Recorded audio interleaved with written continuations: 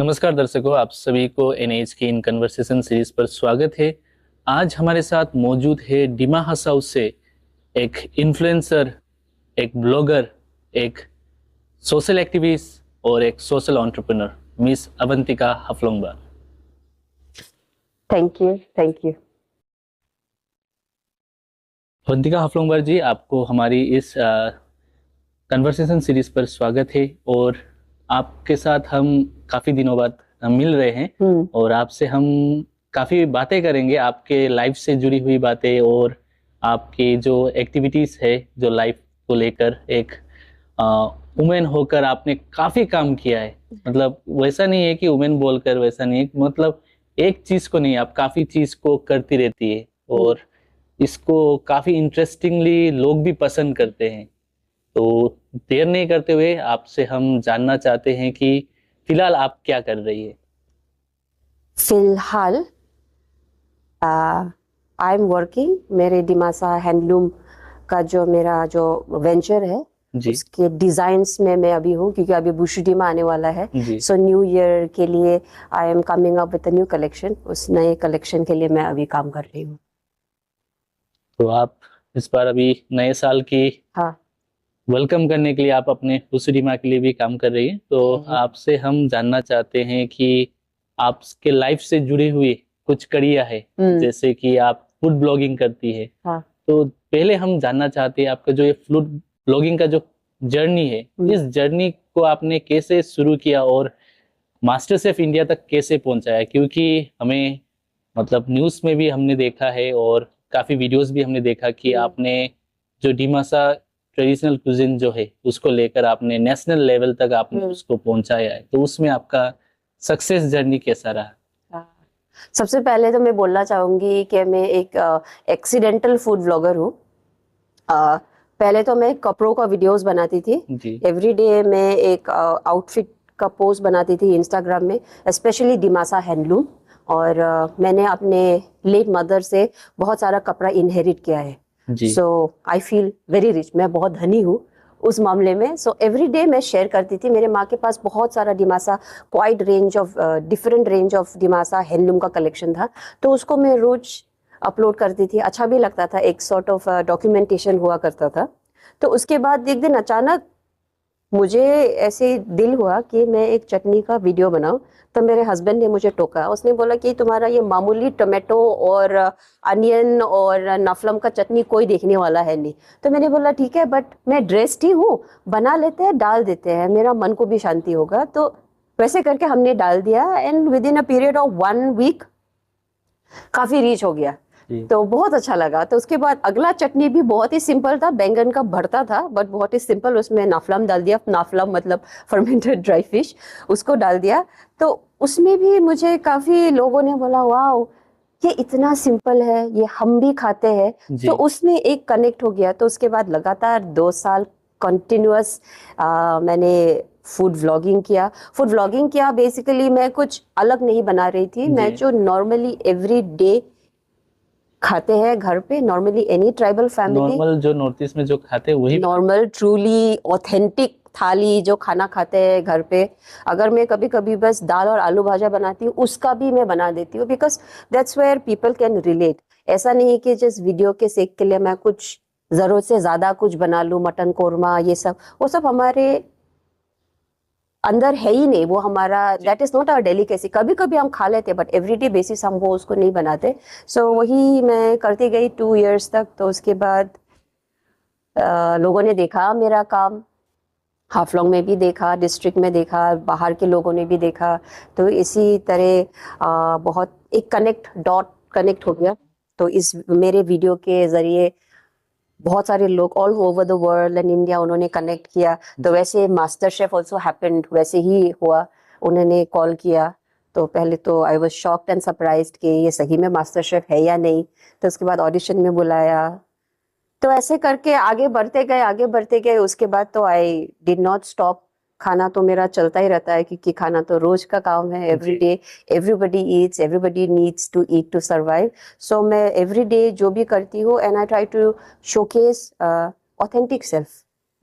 तो मेरा हमेशा वही है कि मैं हमेशा थ्रू ऑथेंटिक सेल्फ ही दिखाती हूँ, एंड जो है वही है, उसे ज्यादा कुछ एक्स्ट्रा मस्का मार के या ऐसा करके मैं नहीं करती। जो मतलब आप जो है वही प्रेजेंट करती है। बिल्कुल, और आपने जैसे बोला कि मैं बहुत सारा चीज करती हूँ, एग्जैक्टली कभी कभी मैं भी सोचती हूँ कि वाह I do a lot of things, अच्छा भी लगता है करके। आई थिंक इतना सारा चीज करके if I am busy and I am happy, उससे मेरा क्या होता है, मेरा सैनिटी मेंटेन होता है। कि लोग कहते हैं कि एक चीज को ही करना चाहिए, लेकिन आप करती है काफी चीजें। हाँ, तो उसमें मतलब समय और उसका जो रूटीन आप कैसे मेंटेन करती है? आई थिंक बोलते हैं ना, where there is a will there is a वे।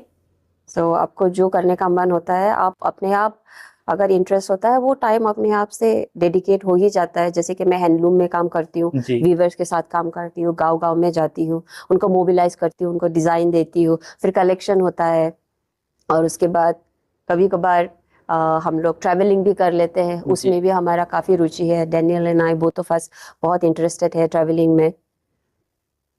हमें नहीं लगता कि बहुत सारा चीज़ करता है, हमें लगता है ये हमारे लाइफ का पार्ट है। जी। वैसा अगर आप सोच के चलते हैं तो ऐसा कभी नहीं लगता कि बहुत सारा चीज कर रहे हैं, बट वो सब करके बहुत अच्छा लगता है, सेटिस्फैक्शन नहीं मिलता है। जो आप लोगों से जुड़कर मतलब काम करती है, मतलब गांव के वुमेन जो है, जो नारी जो है, वो वीवर्स जो है, तो उनका जो हैंडलूम है, जो कि ट्रेडिशनल डिमासा रिगुसा, जो आप उसको लेकर मतलब एक प्लेटफॉर्म देती है वो लोग के लिए, तो वो लोग के साथ कनेक्ट करना और वो लोग के साथ बातचीत करके वो लोग के लिए एक इकोनॉमी आप क्रिएट करती हैं, तो उसमें मतलब आपको कैसा सेटिस्फेक्शन मिलता है? ये बहुत ही ज्यादा मुझे सेटिस्फेक्शन मिलता है, क्योंकि मेरा वन ऑन वन कनेक्शन होता है। जी। जैसे कि आपको पता है या नहीं, but I believe in slow fashion, क्योंकि मेरे रूही कलेक्शन में मैं कभी भी मास प्रोडक्शन नहीं कर सकती, करना भी नहीं है, करना भी नहीं चाहती। तो इसलिए I always take orders beforehand. Clients को अगर मेरा कोई डिज़ाइन उनको पसंद आता है, वो मुझे 2 मंथ्स 3 मंथ्स पहले से वो लोग मेरे से बात करते हैं। उसके बाद हम लोग एक डिज़ाइन तैयार करते हैं, तो उसको बनने में 1-1.5 महीना लगता है। सो वो जो पूरा प्रोसेस में जब एंगेज होती हूँ मैं और मेरे क्लाइंट और मेरे व्यूवर, मुझे वो प्रोसेस बहुत ही अच्छा मतलब लगता आप है। एक चेन क्रिएट करती है, उससे मतलब दोनों को सेटिस्फेक्शन, तीनों को बिल्कुल सेटिस्फेक्शन। बिल्कुल, एंड आई कैन गारंटी, जब मेरे क्लाइंट को मैं जब वो फाइनल प्रोडक्ट देती हूँ, जी। उनको देख के जैसा लगता है they are satisfied, I am more satisfied, because ये बहुत ही एक्सक्लूसिव प्रोडक्ट है। यू विल नॉट फाइंड मेरे डिजाइन 3-4 पीस में कभी नहीं बनाऊंगी। इट्स वेरी वेरी एक्सक्लूसिव, और जो कस्टमर चाहते हैं, जो क्लाइंट चाहती है, मैं वैसे ही बनाती हूँ। So it takes time, labour of love है। तो उसमें एक जो कनेक्ट, जैसे आपने बोला कि क्लाइंट को पता है मेरे तरफ से आया है, बट जो वीवर ने काम किया है उसको वो भी पता है, बिकॉज पता भी चलना चाहिए कि where do our clothes come from. So ये हमारे हैंडलूम में बहुत ही एक ब्यूटीफुल चीज़ है, क्योंकि एक रिगू सेट को बनाने में काफ़ी टाइम लग जाता है। So I don't think they should go nameless, because वो लोग ही है हमारे प्राइड, हमारा कल्चर को आगे लेके जाने वाले हमारे डिमासा वीवर्स ही हैं। और उसी तरह आपके यहाँ पर जो एनवायरनमेंट देखा हमने, आप काफी नेचर फ्रेंडली भी है और यहाँ पर आपका एनवायरनमेंट भी काफी सुंदर है, फूल है, एक बगीचा है, तो आप मतलब ये मेंटेन करती हैं। तो ये जो आप नेचर के साथ रहना, नेचर के लिए इतना प्यार, तो इसके बारे में आप हमारे दर्शक को थोड़ा बता दीजिए। तो आप लोग तो इतना ग्राउंडेड होकर नेचर के साथ जुड़ के रह रहे हैं, एक मॉडर्न लाइफ में भी नेचर को मतलब एक एग्जाम्पल बनाकर चल रहे हैं, लाइफस्टाइल में इसको मेंटेन कर रहे हैं, तो उसके बारे में थोड़ा बता दीजिए।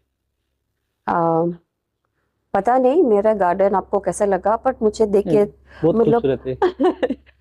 ये मेरा एक कामिंग जोन है। जब भी थोड़ा सा लाइफ में जब थोड़ा बहुत स्ट्रेस होता है, क्यों नहीं होगा, हर किसी का भी लाइफ में अलग अलग चलता ही रहता है। So I come sit in the garden. मैं, लोग करते हैं या नहीं, बट मैं तो अपने पेड़ पौधों से बात करती हूँ। मैं बात करती हूँ, कभी कभी म्यूजिक लगा के भी रख देती हूँ। तो I think it all helps, एक कनेक्शन होता है, कॉस्मिक कनेक्शन। बिकॉज आप जब एक पेड़ लगाते हो छोटा सैपलिंग से, and then you see the tree grow, I like that process. और नेचर हमेशा वो संतुष्टि मुझे देता है, इसलिए I like to be in nature, always in nature, plants का क्या कुछ लैंग्वेज होता है कि जो आप बोलती है कि आप कम्युनिकेट करती हैं हाँ प्लांट्स के बिल्कुल साथ? बिल्कुल, nature has always communicated with us. Nature हमें कभी बायस, नेचर का कोई बायस नहीं है। नेचर ऐसा नहीं सोचता कि मैं इनको नहीं दूंगा, मैं इसकी इनके घर पे उगूंगा, ऐसा कुछ नहीं है। Nature is always giving, so I try to learn. तो इसलिए नेचर में इज ऑलवेज वेरी कामिंग। जैसे कि मुझे हाइकिंग वगैरह भी बहुत पसंद है, ट्रैवलिंग करना पसंद है, जी। जंगल पसंद है और नदी पसंद है। सो मतलब अपार्ट आपके जो एक्टिविटीज है, आपको मतलब ये जो हॉबीज आपने रखा है, जैसे कि हाइकिंग बोला आपने, और फिर आपने बोला नदी में जाना वगैरह, मतलब उससे क्या संतुष्टि मिलता है? Because this are simple things in life. Simple things in life से मुझे बहुत ही ज़्यादा सेटिस्फेक्शन मिलता है। जैसे कि ये घर भी अगर मैं सोचती हूँ और थोड़ा डाउन साइज भी हो जाता तभी मुझे प्रॉब्लम नहीं होता। सो आदमी का मेन आजकल क्या होता है, you keep wanting for more. I am very content at this point of अगर माई लाइफ। आपको लाइफ में अगर कुछ अपॉर्चुनिटी मिला, तो आपको कुछ मतलब बड़ा घर भी मिल जाए हाँ और एक छोटा घर, हाँ। तो आप उसको सिटी के लाइफ और विलेज लाइफ में छोटा घर, तो दोनों में आप किसको चूज करेंगे? छोटा घर, विलेज लाइफ। विलेज लाइफ और वो जो सिटी वाला लाइफ है, लोग तो सिटी लाइफ को ज्यादा पसंद करते हैं, हाँ तो आपको क्यों मतलब गांव वाला लाइफ पसंद है? हाँ क्योंकि आप सिटी में भी रह चुकी है। हाँ, सिटी में मैं रह चुकी हूँ। 2003 से 2014 तक मैंने दिल्ली में पढ़ाई किया था, जॉब भी वही किया था। सो 12 साल में दिल्ली में थी। जी। अभी सोच के मुझे लगता है कि कैसे रही मैं, वहाँ का एयर क्वालिटी कैसा था। But that is the other side. But एक साइड है कि मुझे समझ में आ गया you can not keep wanting for more. क्योंकि जी। अभी भी हम देख रहे हैं कि नया ट्रेंड, हमारे यूथ जो डिस्ट्रिक्ट के है वो काफी सारे बाहर ही जा रहे हैं, जी। बाहर जा रहे हैं। But in the end you see कि वो लोग वापस भी आ रहे हैं जी। Because they are not getting that quality of life. तो अब मेरा मानना जो है कि I think we should always come back and give back to our land.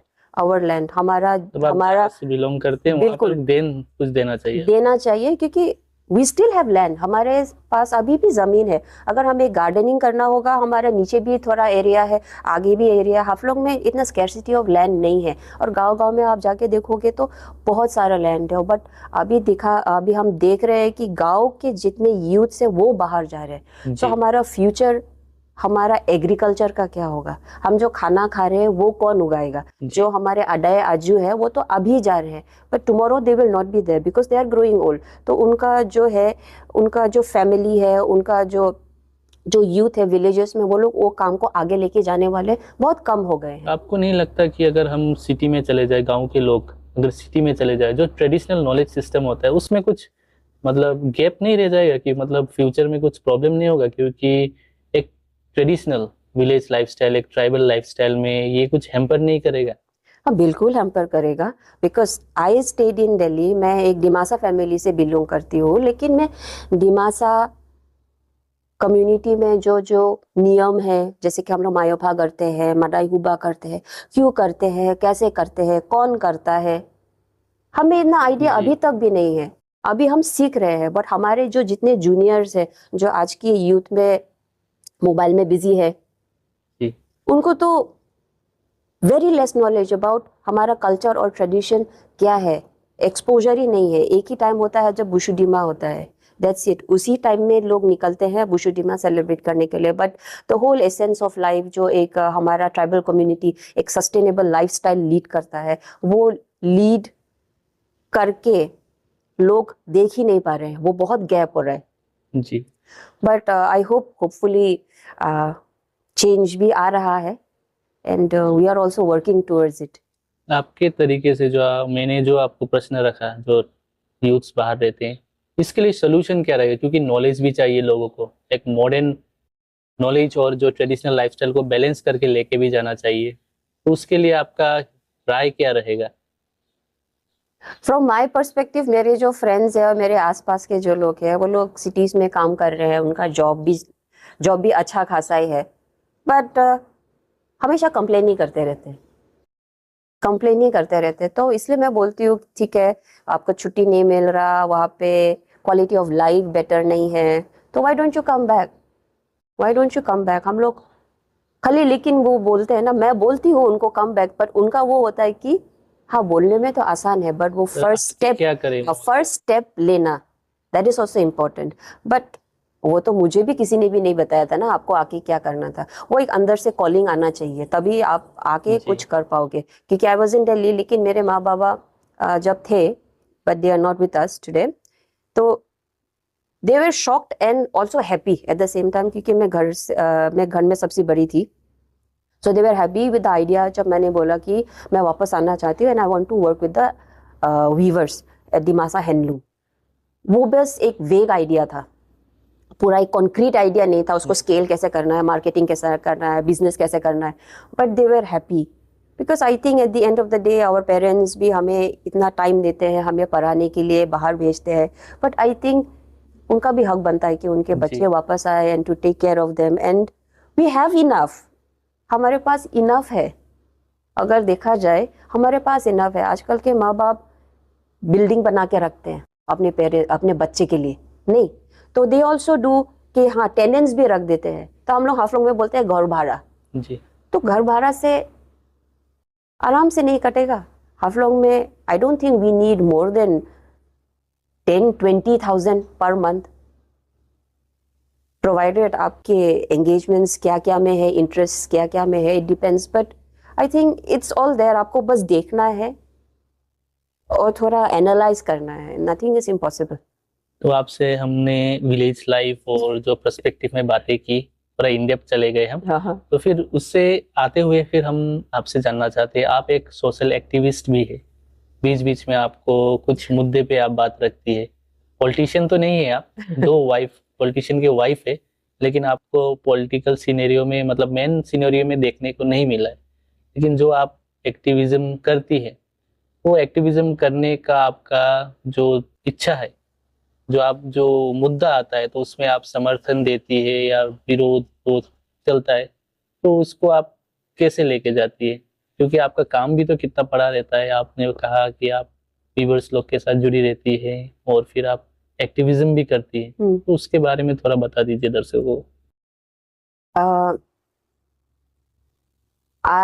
The kind of person that I am, हमेशा से एक्टिविज्म में ही थी जी। स्कूल टाइम में सेंट एग्नेस में थी, डिबेटिंग सोसाइटी में थी। सो बहुत जितना भी डिबेटिंग इंटर डिस्ट्रिक्ट होता था उसी में तो मैं ही विन करती थी। एंड आई ऑलवेज, मुझे क्वेश्चन करने का पहले से था। I always used to question, craving to ask question. हाँ, क्यूरियोसिटी बहुत ज़्यादा था मेरे में। इफ़ आई सिंप्लीफाई, क्यूरियोसिटी ज़्यादा था तो मैं क्वेश्चन भी बहुत करती थी। माँ बाबा भी अगर मुझे कुछ बोलेंगे कि you have to do this, तो मेरा क्वेश्चन होता था ये क्यों जी। तो मेरा हमेशा वो क्यूरियोसिटी वाला माइंड था। तो डिबेटिंग सोसाइटी में भी थी, स्कूल में थी, कॉलेज में भी थी, दिल्ली भी गई, फिर मैं जामिया में भी थी, DU में भी थी। तो क्वेश्चंस आज करना चाहिए। I believe in today's world हर किसी का हक बनता है कि आप क्वेश्चन करें, as youths, as individuals, as public. आप नहीं बोल सकते A is B, कोई आपको फोर्स नहीं कर सकता कि आप A को B बोलिए, B को C बोलिए, नहीं। आपको झुक के कभी नहीं रहना। If you oblige, then it is a very difficult situation to come out of. So मैंने अपना सिचुएशन ऐसे बना के रखा, I am always ready to question and always sticking with the right thing. Right और रॉन्ग में हमेशा right को ही चूज करना है। सो राइट को अगर चूज करोगे, सेटिस्फैक्शन भरपूर है जी। आपने बोला कि राइट को चूज करोगे तो सेटिस्फैक्शन भरपूर है। बिल्कुल बात सही भी है, और काफी लोग इसको मतलब प्रैक्टिस भी करते हैं।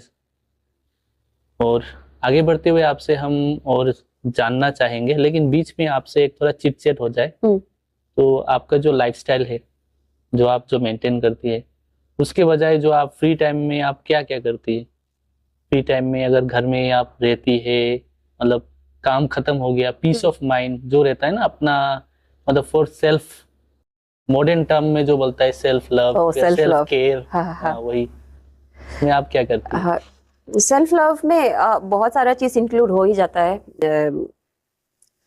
एनी गिवन अपॉर्चुनिटी, अगर टाइम मिलता है, जो भी होता है, उसको वो टाइम को यूज करते मैनेज करते हुए I try to be in nature. बाहर नहीं जा पाऊंगी तो घर के अंदर ही रहती हूँ। हमारा एक छोटा सा कैबिन है नीचे, तो डैनियल और मैंने एक गुलमोहर का पेड़ लगाया था, 7 years में बहुत ही बड़ा हो गया। I sit there, I just sit, meditate भी मैं करती हूँ, and I also spend time, मेरे डॉग्स है घर पे, उनके साथ भी टाइम स्पेंड करती हूँ, उससे भी काफी रिलैक्सेशन ही मिलता है। रीडिंग काफी टाइम हो गया, बहुत रीड करती थी, बट अभी बहुत पेंडिंग बुक्स भी है, बट रीडिंग नहीं हो रहा है आजकल। और एडिटिंग में काफी टाइम चला जाता है, वीडियो एडिटिंग। हाँ, वो भी सेल्फ लव भी हो जाता है बिकॉज वो काम भी कंप्लीट करना होता है, तो एडिटिंग में तो फिर देखो उसको अच्छा लगता है उसको एडिट हाँ, उसी में काफी टाइम चला जाता है।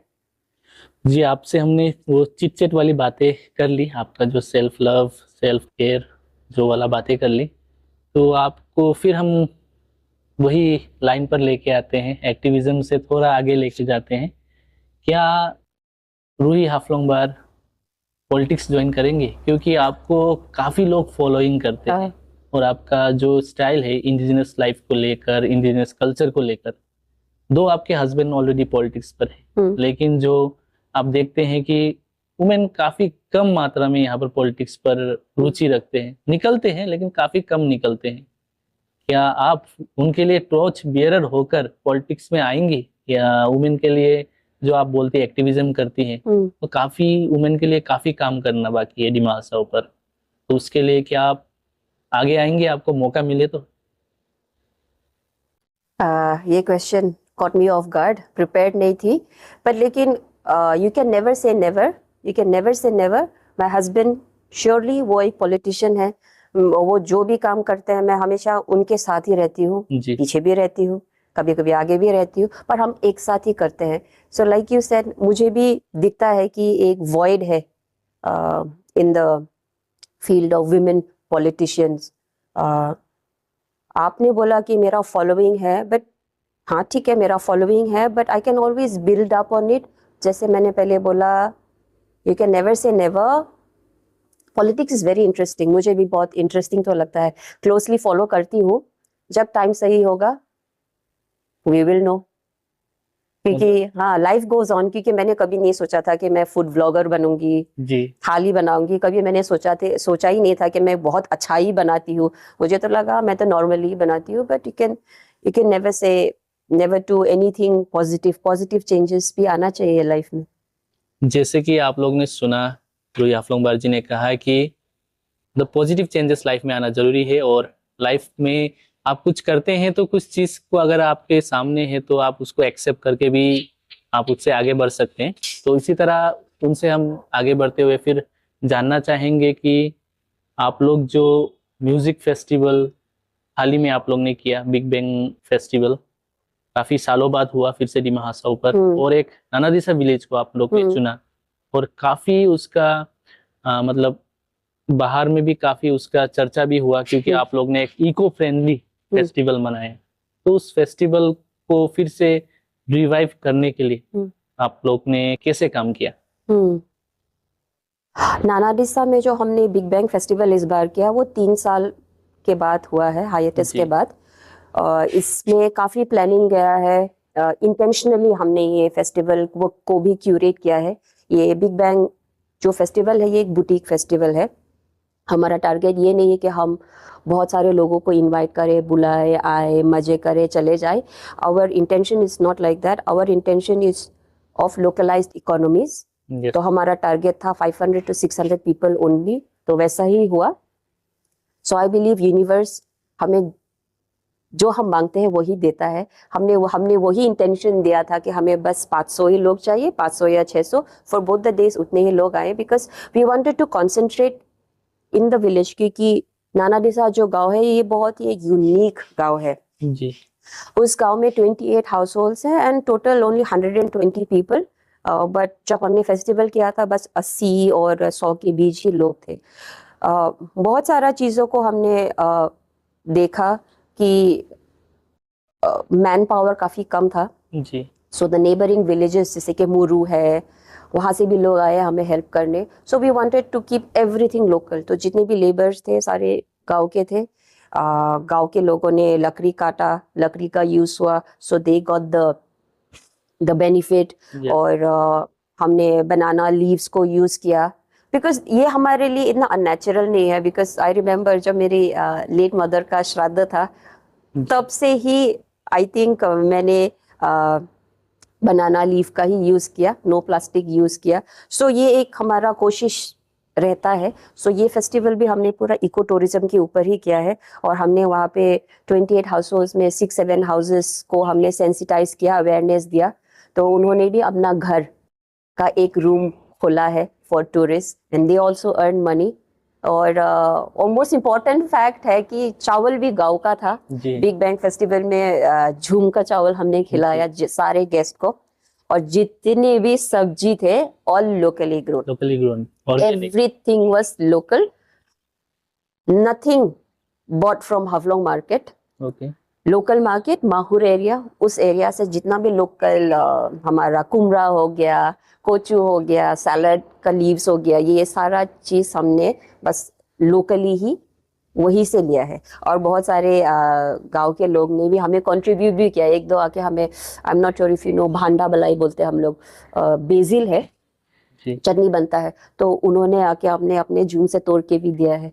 तो उसी को ही हमने यूज किया। So everything was local. मतलब आप लोग ने वहीं के गांव से सब चीज वहीं का इस्तेमाल किया। हाँ। और वो लोग को ही इकोनॉमिकली वो लोग को ही मतलब वहीं पर वो लोग को मतलब इकोनॉमी वो लोग को हेल्प किया इकोनॉमिकली। अगर बोले तो यहाँ पर तो पैसा बोलते हैं। हाँ हाँ। तो मैं पैसा बात में यूज नहीं है। तो फिर उसके बाद आपसे और जानना चाहते हैं कि जो आप लोग ने इस फेस्टिवल को किया, तो इसमें काफी मतलब एक मैन पावर लगता है। तो आप लोग ने ये मैन पावर को कैसे हैंडल किया? जैसे कि इवेंट मैनेजमेंट बोलते हैं मॉडर्न टर्म पर। हाँ। तो इस इवेंट को मैनेज करने में आप लोग का सक्सेस कैसे था?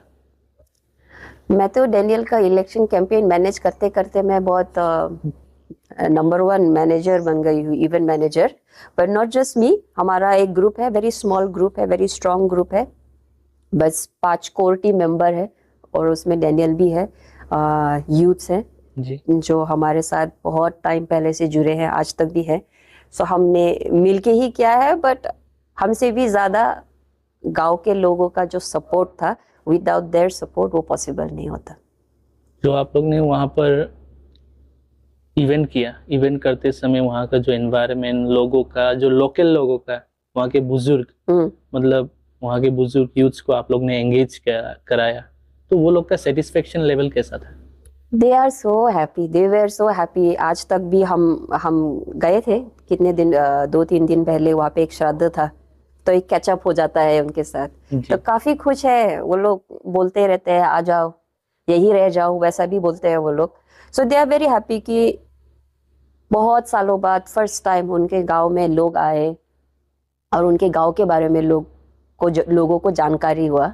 तो अभी उस दिन मुझे इन्फॉर्म कर रहे थे कि अभी तो बहुत लोग हमारे गांव में आके फोटो खींचने आते हैं। So that is also a plus. और मुझे गांव के लोगों से सबसे ज्यादा लगाव है फ्रॉम द एल्डर्स। वहाँ पे आपको नाना डिसा पे देखने को मिलेगा 70 ईयर ओल्ड, 80 ईयर ओल्ड, अभी तक भी बहुत है, and they are very very healthy. तो मैं जब भी जाती हूँ उनके साथ बात करती हूँ, I want to know the secret of their long life. वो लोग अभी भी झूम में जाते हैं। एक दो बुजुर्ग पूरा हंच बैक हो गए हैं, फिर भी झूम में जाते हैं और शाम को बैठ के अपना जुडीमा भी पीते हैं, जुहारो भी पीते हैं, लेकिन फिर भी health is so good. So I think हमें सब चीज़ ये होलिस्टिक वे में सीखना है, बहुत सीखना बाकी है हमें उनसे। जी, आपसे हम बातें करते रहेंगे, चर्चा करते रहेंगे। तो आखिरी में एक मतलब एक रिकॉग्निशन भी मिला है नाना दिसा विलेज को, और उसको एक ग्रांट भी मिला है एनजीओ से। तो लास्टली आप बोल दीजिए, जो सक्सेस आप लोग ने नाना दिशा विलेज को एक रिकॉग्निशन दिलाया एक नेशनल प्लेटफॉर्म पर एक एनजीओ द्वारा, तो उसमें सफर कैसा रहा, और आप लोग का आने वाला दिन में ऐसा काम जो आप लोग करना चाहते हैं, तो उसके लिए आप लोग का पब्लिक के लिए क्या कहना है? ये जो रिकॉग्निशन के बारे में आप बात कर रहे हो, ये रिकॉग्निशन आया है बालीपारा फाउंडेशन, ये एक एनजीओ है।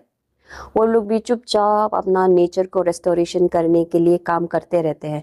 And last this year only उन्होंने मुझे एक सेमिनार के लिए बुलाया था जी। एक प्रोग्राम था, तो उसमें मैंने पूछा कि I think I am not the right person, क्योंकि मैं तो कंटेंट क्रिएट करती हूँ और वहाँ पे सारे इंटेलेक्ट्स आए थे, बहुत सारे प्रोफेसर्स आए थे. सो उन्होंने बोला no, because you are the only person who is at least showcasing traditional food के बारे में हम बात कर रहे थे, ट्रेडिशनल फूड नॉलेज के बारे में बात कर रहे थे. So that's when I had that's the time when I met them for the first time. और वहाँ पे गए तो काफ़ी एक्सचेंज ऑफ आइडियाज़ हुआ. तो मुझे वहाँ जाके पता चला कि एक्चुअली ऑल ऑफ देम को पता है झूम के बारे में, एंड दे वर सेइंग झूम is the university of life. लेकिन हम झूम को उस नजरिया से कभी नहीं देखते जी. और मुझे भी काफ़ी टाइम लग गया झूम के बारे में समझने के लिए. तो उसी के बाद हमारा एक कनेक्शन हुआ, उसी के बाद हमारा बिग बैंग का फेस्टिवल भी आया. तो वो लोग, आई एज्यूम कि वो लोग हमारा काम को देख रहे थे. तो लास्टली आपका मैसेज क्या रहेगा यूथ्स के लिए, मेनली यूथ्स और जो हमारे पब्लिक है डिमा हसाओ के, उनके लिए? Youths of Haflong, please don't go for easy money. Try to work hard on anything. अगर आपको आइडिया लगता है कि आप एक ठेला देख के आप समोसा बेचोगे, आप समोसा बेचो, प्रॉब्लम नहीं है. फर्स्ट डे कमाई नहीं होगा, 2 दिन कमाई नहीं होगा, बट जो भी काम कर रहे हो आप दिल से करो. जो भी काम करना है आपको धैर्य रखना है. You have to be resilient.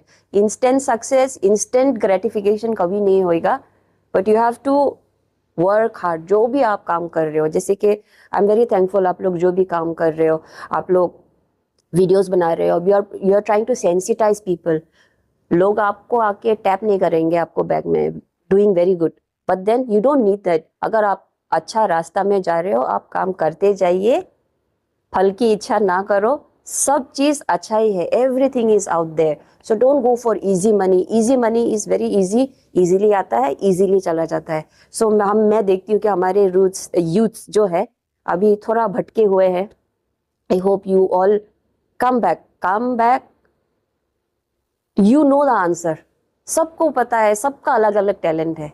मुझे खुद ही नहीं पता था कि मैं खाना अच्छा बना लेती हूँ, लेकिन 1-2 बार बनाया तो उसके बाद पता चला कि oh I can make. So now people are going to come with, अभी लोग बाहर से मुझे बोल रहे हैं कि हम लोग आएंगे, can you give us that experience. वो लोग आके मेरे साथ कुक करने के लिए रेडी है, एंड दे आर सेइंग कि हम पे भी करने के लिए रेडी है. तो ये तो मैंने कभी सोचा नहीं था ना. सो अगर आप को लगता है कि मैं क्या करूं, ऐसा ना सोचिए, डिप्रेशन में भी मत जाइए. Life is very very beautiful and life is very short. आप जो भी काम कीजिए दिल से कीजिए, सब कुछ अच्छा ही होगा. Thank you ma'am. आप जो काम कर रही है उसके लिए बेस्ट ऑफ लक, और अच्छे काम करते जाइए, और इसी तरह आपसे हम मिलते रहेंगे. तो दर्शकों, आपने देखा और सुना रूही हफलोंगवार जी को, जो कि काफ़ी एक्टिविटीज़ करती हैं, और उनका लाइफ को लेकर एक सिंपल व्यवहार और लोगों के प्रति इतना प्यार को कम लोगों में देखने मिलता है. और इसी तरह आप डिमा हसाओ से जुड़े हुए बातें, कहानी को देखने के लिए देखते रहिए NH, और हमें दीजिए इजाज़त. धन्यवाद.